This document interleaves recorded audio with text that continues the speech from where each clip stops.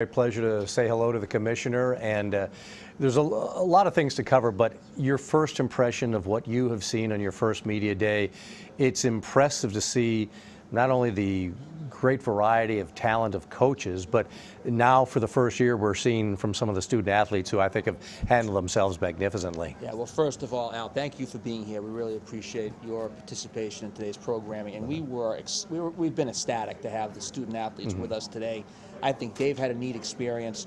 We've had a neat experience having them here, and I really think it's just lent to a great atmosphere for the whole day. Yeah, here right outside of Washington, D.C., here in Arlington, Virginia, watching us on ESPN3 and our partners. Of course, you can follow the CAA on Twitter at CAA Basketball, hashtag CAA Hoops, and of course, hashtag CAA Hoops will get through on all the social media platforms, which I know has been a big point of emphasis since you've taken over the role. It has been. You know, I thought as I took over the job and had an opportunity to talk to our media relations staff, the one thing I realized right at the outset is we have some very, very talented people on our staff, and we're very fortunate for that. It's a blessing for us, to be honest with you. The social media piece, as you know, is kind of just taken off into a completely different level of things, and what we had with our staff is really kind of a bifurcated format as related to social media. One person would handle it one day, one person would handle it the next day, one person would handle it for part of a game.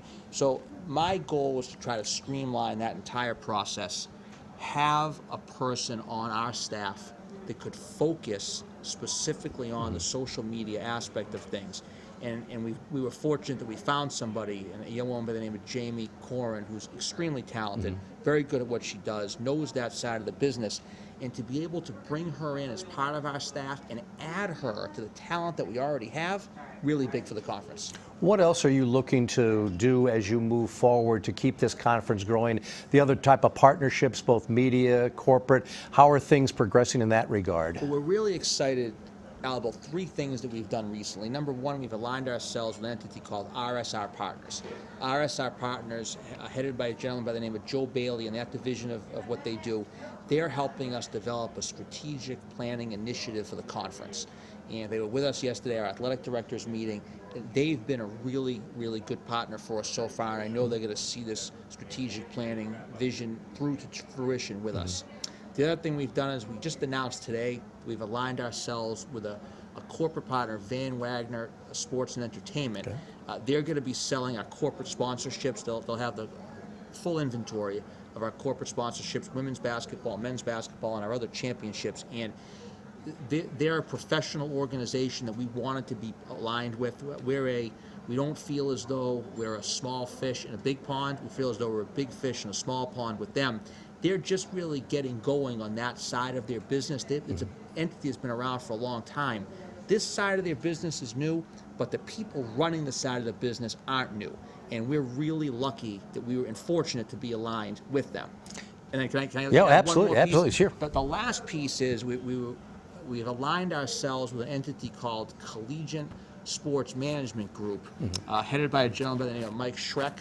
Also working with him is Ray Katz, and they're advising us on our TV side of things, both digital, linear, social, audio, the whole 9 yards, and that's been a breath of fresh air for the conference as well, and we're really looking forward to working with them and the advice they're going to be able to give us and setting ourselves up for the future going forward in those areas. You'd mentioned the tournament, the men's tournament this year will start down in Charleston, South Carolina. I know many of us are looking very forward to that as well. And I think it's very interesting that the women's tournament's getting back to campuses and starting with some of the teams that have been very traditional powerhouses on the women's side. Sure, so let's start with the women's piece. So that's a decision that was made before I was hired to return the women's tournament to a campus site. But I'm really excited. I'm really excited. I've been to James Madison several times. There's a great atmosphere on their campus, great place to be.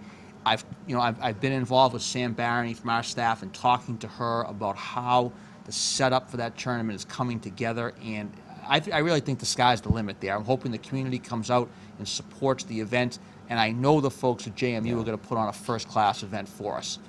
North Charleston, high stakes in the low country. Yeah, I like that. Can't beat it. I mean, it's a destination spot. Yeah. And I think there's really two things down there that are of paramount importance to us right now.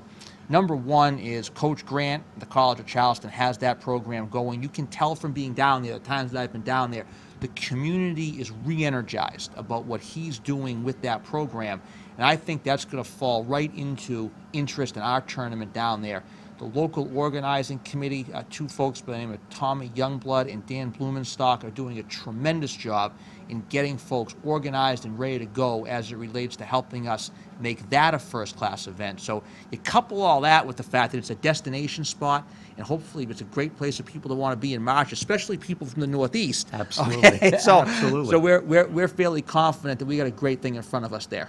Joe, before we let you go, one of the things that I know we had mentioned for the first time involving student athletes here at Media Day, and one of the things that has been very important to you coming from the Big East has been the academic rankings that this conference has achieved on both the men's and women's side, among the best in the entire country. There's no question. And you know, here's the thing, Al. When you look at what we do as a profession, obviously everyone wants to be successful on the field, on the court, but being successful in the classroom and allowing these kids to have an opportunity to get a great education and fulfill their goals and dreams as they leave college is what's most important. There's no question about that.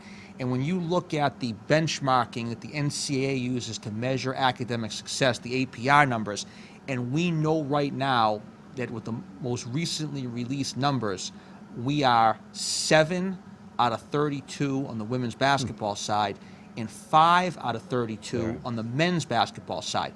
And that speaks volumes to what our men's and women's basketball student athletes are doing in the classroom.